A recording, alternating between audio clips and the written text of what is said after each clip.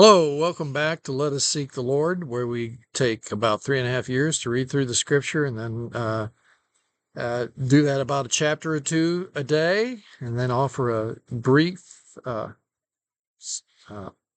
devotional at the end of that chapter as to what it might mean for us today. So today we are in Joshua 11, and it is July the 9th. So let's read.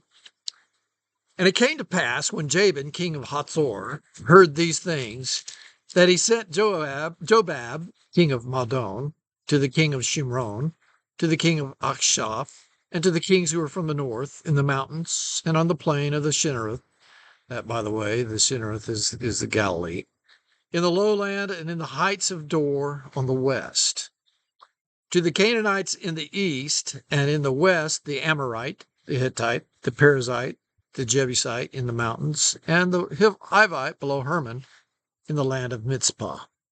So they went out, they and all their armies with them, as many people as the sand that is on the seashore in the multitude, with very many horses and chariots. And with all these things, these kings had met together. They came and camped together on the waters of Merom to fight against Israel. But the Lord said to Joshua, "Don't be afraid of them.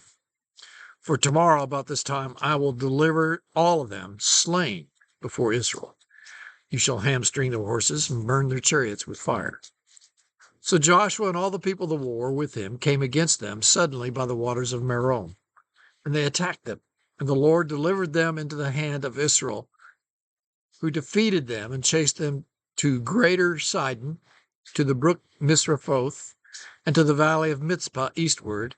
They attacked them until they left none of them remaining. So Joshua did to them as the Lord had told him. He hamstrung their horses, burned their chariots with fire. So Joshua turned back at that time and took Hatzor and struck its king with the sword, for Hatzor was formerly the head of all those kingdoms. And they struck all of the people who were in it with the edge of the sword, utterly destroying them. There is none left breathing. Then he burned Hatzor with fire. So all the cities of those kings and all their kings Joshua took, and he struck with the edge of the sword. He utterly destroyed them, as Moses, the servant of the Lord, had commanded. But as for the cities that stood on their mounds, Israel burned none of them, except Hatzor only, which Joshua burned. And all the spoil of these cities and the livestock and the children of Israel took as booty for themselves. But they struck every man with the edge of the sword until they had destroyed them. They left nothing breathing. As the Lord had commanded Moses his servant, so Moses commanded Joshua. So Joshua did. And he left nothing undone of all that the Lord had commanded Moses. Thus Joshua took all the land, the mountain country, all the south, all the land of Goshen and lowland, and the Jordan plain, and the mountains of Israel and its lowlands, from Mount Halak to the ascent of Seir, even as far as Baal-gad in the valley of Lebanon below Mount Hermon. He captured all their kings, he struck them down and killed them. Joshua made war a long time with all those kings. There is not a city that made peace with the children of Israel, except the Hivites, the inhabitants of Gibeon. All the others they took in battle, because it was of the Lord to harden their hearts, that they should come against Israel in battle, that he might utterly destroy them, that they might receive no mercy, but that he might destroy them, as the Lord had commanded Moses. And at that time Joshua came and cut off the Anakim, the giants, from the mountains, from Hebron, from Debir, from Anab, from the mountains of Judah, from all the mountains of Israel. Joshua utterly destroyed them with their cities. None of the Anakim, or the giants, were left in the land of the children of Israel. They remained only in Gaza, in Gath, and in Ashdod. So Joshua took the whole land according to all that the Lord had said to Moses, and Joshua gave it as an inheritance to Israel, according to their division by tribes. Then the land rested from war. There were 3 cities that are mentioned there that were not driven out, where the Anakim were not driven out. Anakim, again, is the word for giants. They remained only in Gaza, Gath, and Ashdod. Gaza, Israel's certainly having a problem with them today. Gath was the city from which Goliath came from, and he had 4 brothers that were also giants.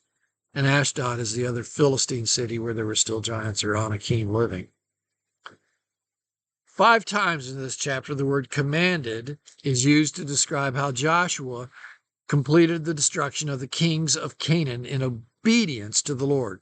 Verses 12, 15, and 22, we'll find all 5 of those uses of that word commanded.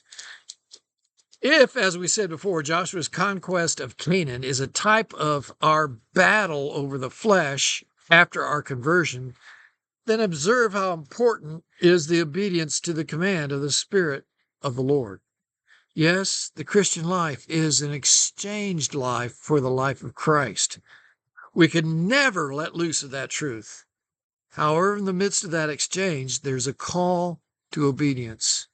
When we lay hold of the life of Christ and in his power learn to put to death the deeds of the flesh, as Joshua, we enter then into rest. The Christian life becomes one eternal day of rest. Lord, I present my life to you this day, and may those who are reading and are hearing my words, may they present their lives to you as well. What you desire to accomplish through me, Lord, I yield. I take your life as my own. As you direct me, I choose to obey. I will consider myself, Lord, dead to the deeds of the flesh as it seeks to raise its ugly head. Thank you for your great life. You know, indeed, we serve a glorious King, so speak his glory to someone today.